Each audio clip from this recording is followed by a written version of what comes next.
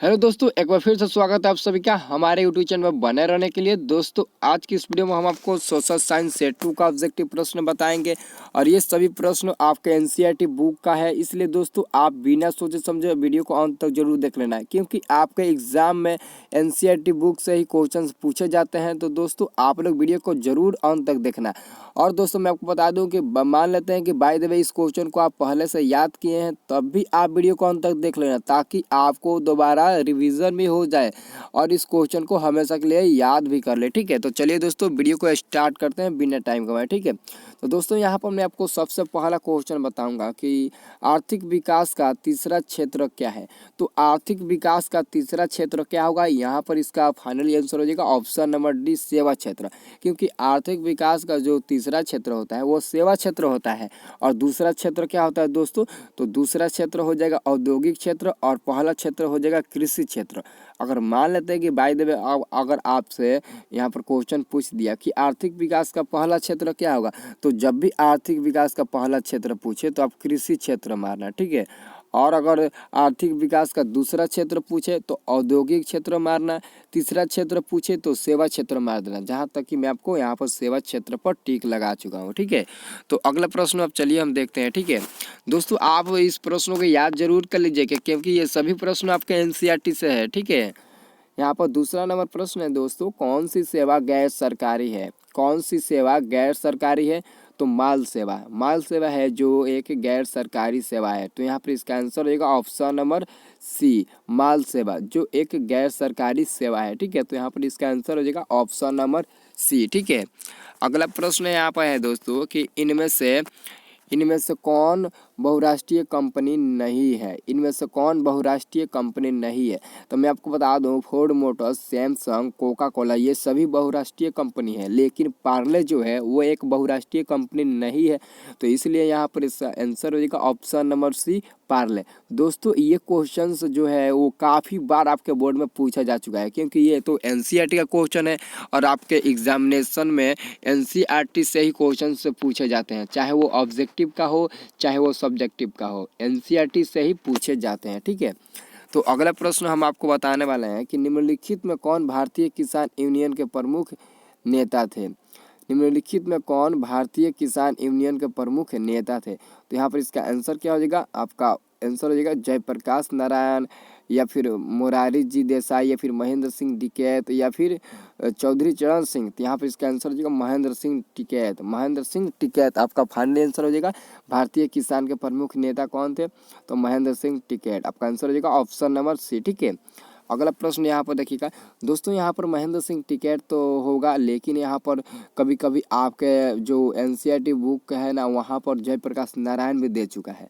कभी कभी जयप्रकाश नारायण भी दे चुका है और कहीं कहीं महेंद्र सिंह टिकैत दिया है, लेकिन हमको ज़्यादा तौर पर महेंद्र सिंह टिकैत ही लगता है कि यहाँ पर फाइनल आंसर होगा।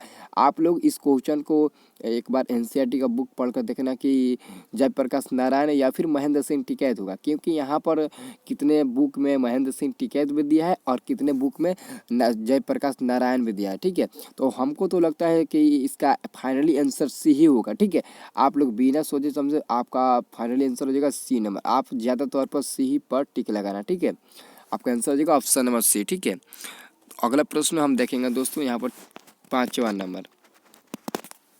पाँचवा नंबर प्रश्न है दोस्तों कि बताइए कि निम्नलिखित में किसे लोकतंत्र का प्राण कहा जाता है। दोस्तों इस पर आधारित आपके बोर्ड में 3 प्रश्न पूछे जाते हैं। ठीक है, मैं आपको बता दूं, सबसे पहला तो यहाँ पर क्वेश्चन ये पूछा है कि निम्नलिखित में किसे लोकतंत्र का प्राण कहा जाता है। आपके बोर्ड में 5 नंबर का क्वेश्चन पूछता है कि बताइए कि राजनीतिक दल को लोकतंत्र का प्राण क्यों कहा जाता है, 5 नंबर। और कभी कभी 2 नंबर में पूछता है कि लोकतंत्र राजनीतिक दल का प्राण है कैसे। ये 2 नंबर का क्वेश्चन है। और 1 नंबर का क्वेश्चन क्या है कि निम्नलिखित में किसे लोकतंत्र का प्राण कहा जाता है, तो राजनीतिक दल को। किसको, राजनीतिक दल को।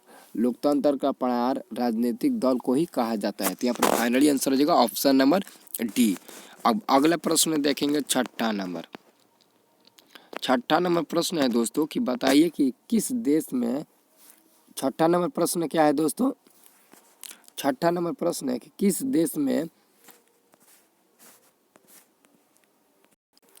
किस देश में बहुदलीय व्यवस्था नहीं है। छठा नंबर प्रश्न है कि किस देश में बहुदलीय व्यवस्था नहीं है। पाकिस्तान है, भारत है, बांग्लादेश है और ब्रिटेन है। तो इन चारों ऑप्शन में से आपका फाइनली आंसर हो जाएगा ऑप्शन नंबर डी, ब्रिटेन। क्योंकि ब्रिटेन में बहुदलीय व्यवस्था नहीं है। क्या नहीं है? तो बहुदलीय व्यवस्था नहीं है। तो यहाँ पर फाइनल आंसर हो जाएगा ऑप्शन नंबर डी। अगला प्रश्न है 7 नंबर। देखिए 7वां नंबर प्रश्न है कि महात्मा गांधी ने किस पत्र का संपादन किया। महात्मा गांधी ने किस पत्र का संपादन किया? तो महात्मा गांधी ने यंग इंडिया पत्र का संपादन किया। आपका आंसर हो जाएगा फाइनली ऑप्शन नंबर बी। अगला प्रश्न हम देखेंगे 8 नंबर। 8 नंबर प्रश्न है दोस्तों कि बताइए कि रूसो कहाँ का दार्शनिक था। रूसो कहाँ का दार्शनिक था? तो रूसो कहाँ का दार्शनिक था? तो फ्रांस, रूस, अमेरिका, इंग्लैंड। तो रूसो जो था वो फ्रांस का एक दार्शनिक था। ठीक है, आपका आंसर हो जाएगा ऑप्शन नंबर ए। ठीक है, अगला प्रश्न हम आपको बताने वाले हैं 9 नंबर। ठीक है, तो यहाँ पर 9 नंबर प्रश्न है दोस्तों कि गिरमिटिया मजदूर बिहार के किस क्षेत्र से भेजे जाते हैं। गिरमिटिया मजदूर बिहार के किस क्षेत्र से भेजे जाते हैं? ये क्वेश्चन आपके बोर्ड में कई बार आ चुका है कि गिरमिटिया मजदूर बिहार के किस क्षेत्र से भेजे जाते हैं। तो मैं आपको बता दूं पश्चिमी क्षेत्र। आपका आंसर हो जाएगा ऑप्शन नंबर बी, पश्चिमी क्षेत्र से गिरमिटिया मजदूर भेजे जाते थे। ठीक है, बिहार के पश्चिमी क्षेत्र से गिरमिटिया मजदूर भेजे जाते थे। तो यहाँ पर इसका आंसर हो जाएगा ऑप्शन नंबर बी। ठीक है, और यहाँ पर दोस्तों अगला प्रश्न यानी कि अंतिम प्रश्न है कि बताइए कि प्राचीन काल में किस स्थल मार्ग से एशिया और यूरोप का व्यापार होता था। प्राचीन में किस स्थल मार्ग से एशिया और यूरोप का व्यापार होता था? तो वो रेशम मार्ग है। रेशम मार्ग से एशिया और यूरोप का व्यापार होता था। तो यहाँ पर इसका आंसर होगा ऑप्शन नंबर बी। ठीक है, ऑप्शन नंबर बी हो जाएगा दोस्तों अगर मान लेते हैं कि आप लोग इस क्वेश्चन को पूरा याद कर लिए हो तब आप लोग चैनल को सब्सक्राइब करना है। ठीक है, अगर आप लोगों को वीडियो या आप लोगों को वीडियो मतलब कि अंत तक नहीं देख पा रहे हो तो आप लोग क्या करना है, सबसे पहले वीडियो को 2 बार 3 बार ज़रूर देखना ताकि आपको ये क्वेश्चन हमेशा के लिए रिपीट हो जाए। क्योंकि ये क्वेश्चन जो है वो आपके एनसीईआरटी का क्वेश्चन है।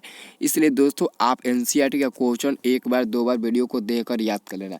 मैं आपको बता दूं जहाँ तक कि अगर कोई भी स्टूडेंट इस वीडियो को बिना सोचे समझे ईमानदारी से अगर पूरा देख लेता है तो आप लोगों के लिए पहले मतलब कि एक ही वीडियो में ये क्वेश्चन से याद हो जाते हैं। ठीक है।